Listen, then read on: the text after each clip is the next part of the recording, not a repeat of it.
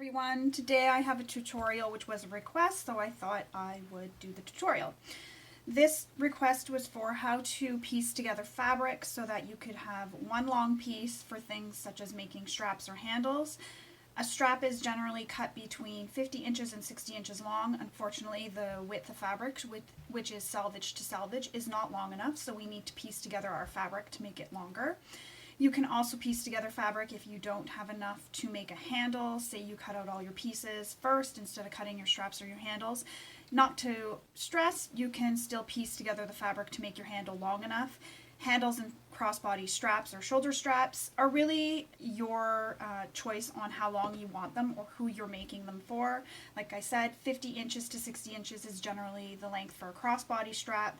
Handles that go over your shoulder, they're measured for what you find is comfortable or what is given in the pattern. So let's get started. What you need is your pieces of fabric. So right now I'm just using 2 pieces of scrap fabric that I had already cut, but typically straps or handles are cut 4 inches wide by length of fabric, and then your extra piece when you're doing a crossbody strap to make it the length you need.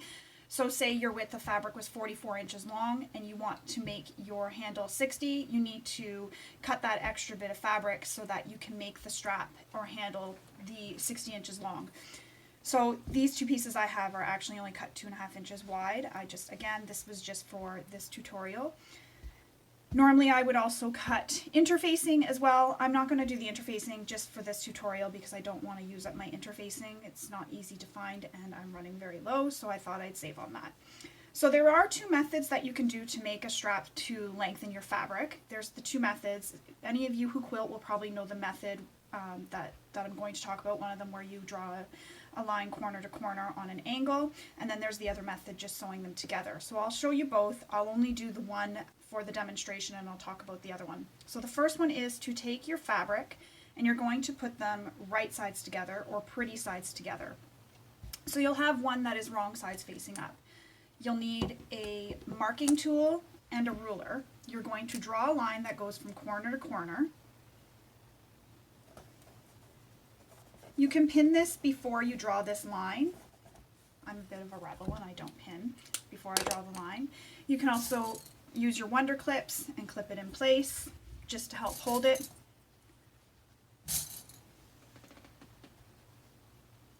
So now that you have this line drawn from corner to corner, you're going to go to your sewing machine and you're going to sew starting at the top and go all the way across, following right on that line you drew. Back stitch at start and stop.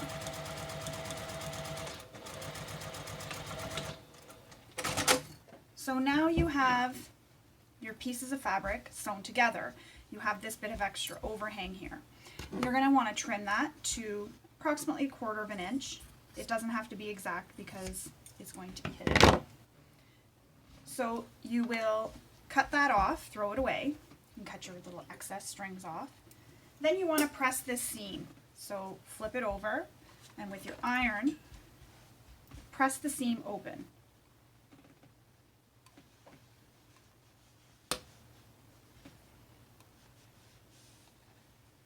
I like to press on both sides just to make sure it's nice and pressed. So now you have it pressed on both sides. The seam is nice and flat. Sometimes I like to top stitch on both sides of the seam 1/8 inch.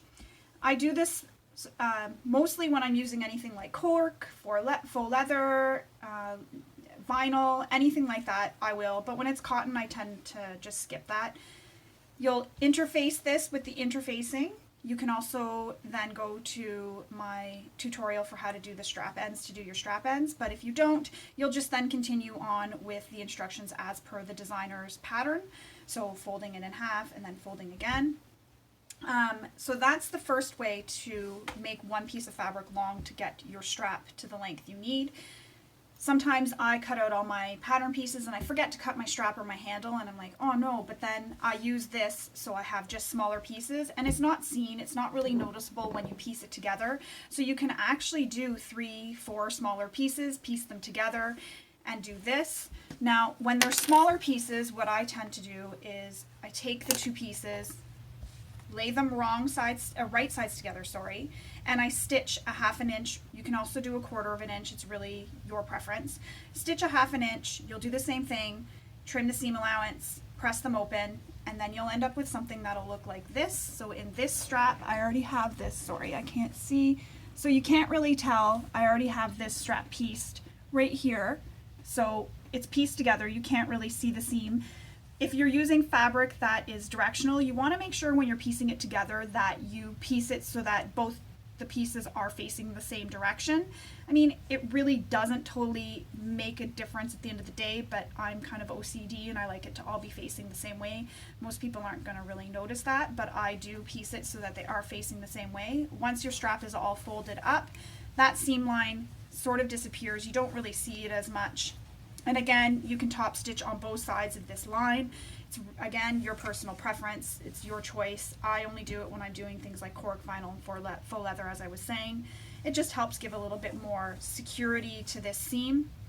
And then you'll continue making your strap as per the designer's instructions. Again, you can do either way, works.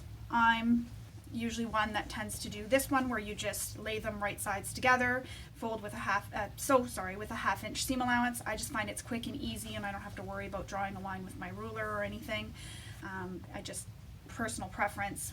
Both ways work, both ways achieve the same result in the end to get one longer piece.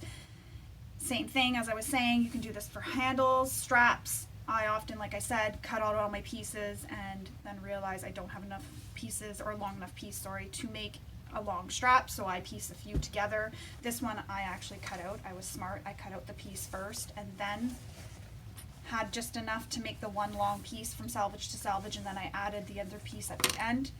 So that was the tutorial for how to piece together the fabric to make one long piece. I hope you enjoyed this. Thank you for watching. Bye.